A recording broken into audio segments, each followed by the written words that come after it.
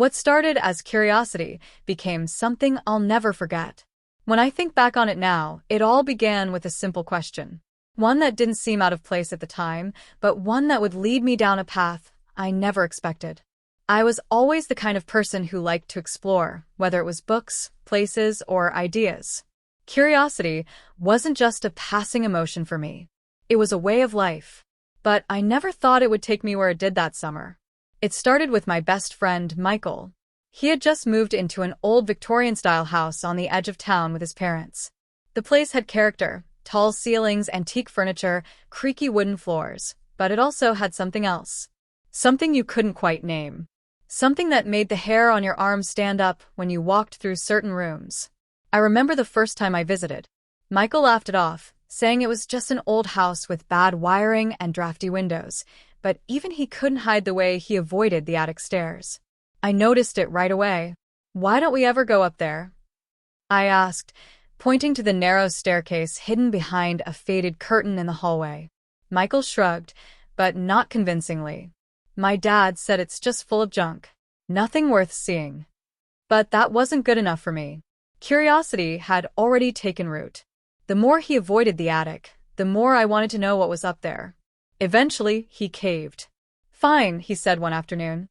"We'll go up, but don't say I didn't warn you." That sentence echoed in my head as we climbed the narrow stairs, each creak beneath our feet sounding louder than the last. Dust floated in the air like ancient memories, and the light filtering in from a small circular window gave the room a hazy glow.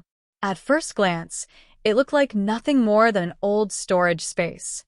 Boxes stacked against the walls, old photo albums, broken toys, furniture covered with white sheets. But then I saw it, tucked away in the corner. It was an old chest.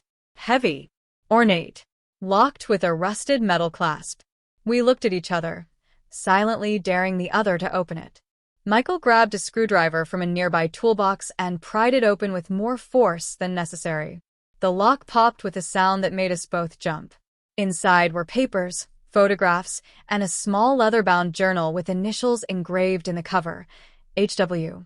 As we flipped through the pages, we realized it belonged to someone named Henry Whitaker, a boy who had lived in that house nearly 100 years ago. What we found in the journal chilled us. It wasn't just stories, it was confessions. Detailed entries about hearing voices, seeing shadows move, and eventually conversations with someone or something that lived in the attic. The last entry stopped both of us cold. "It wants me to stay. It says I belong here now. If I go, it'll come looking for me." We looked around the attic again, suddenly aware of how quiet it had become. No birds chirping from the window. No wind rustling the trees outside. Just silence. Michael slammed the journal shut and shoved it back into the chest. "That's enough. We're done." But I couldn't stop thinking about it. That night, I went home and did some digging. I searched online for any record of the Whitaker family and found an article in the town's digital archives. Henry Whitaker had gone missing in 1926. No trace. No explanation. Just vanished. The article mentioned strange rumors surrounding the house, but nothing was ever confirmed. The next day, I went back. Alone. I told myself I was just going to take one more look, just to satisfy my curiosity.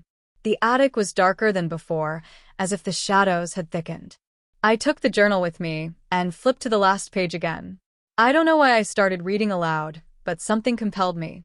The words felt heavy in my mouth, like they weren't meant to be spoken. That's when I heard it. A voice, clear, close, and not mine, whispered my name. I froze. My heart thudded in my chest, and I backed away from the chest, nearly tripping over a box. I turned to run and felt something brush against my arm. There was nothing there, but I knew I had made a mistake. I had opened something that should have stayed closed. I didn't just read Henry's words. I had awakened whatever had been waiting all those years. Michael didn't believe me at first. Not until the dreams started. We both had them. Dreams of a boy with hollow eyes standing at the attic window, watching us, whispering to us, asking for help, or maybe warning us. We weren't sure. Lights in the house would flicker. Doors slammed on their own. The attic door creaked open in the middle of the night, without anyone touching it. Eventually, Michael's parents brought in a local historian and a priest. They cleansed the house, or at least tried. Some things changed. The temperature normalized. The noises stopped. But the feeling never fully left. Michael's family moved out 6 months later. We don't talk about it much anymore, but every now and then we'll send each other a look when someone brings up haunted houses or old journals. It's the kind of look that says, we know. What started as innocent curiosity became an experience that will stay with me forever. Not because of what I saw, but because of what I felt, that deep, chilling knowledge that some things are better left unexplored. That sometimes history doesn't just sit quietly in boxes. Sometimes it waits, and sometimes it remembers you,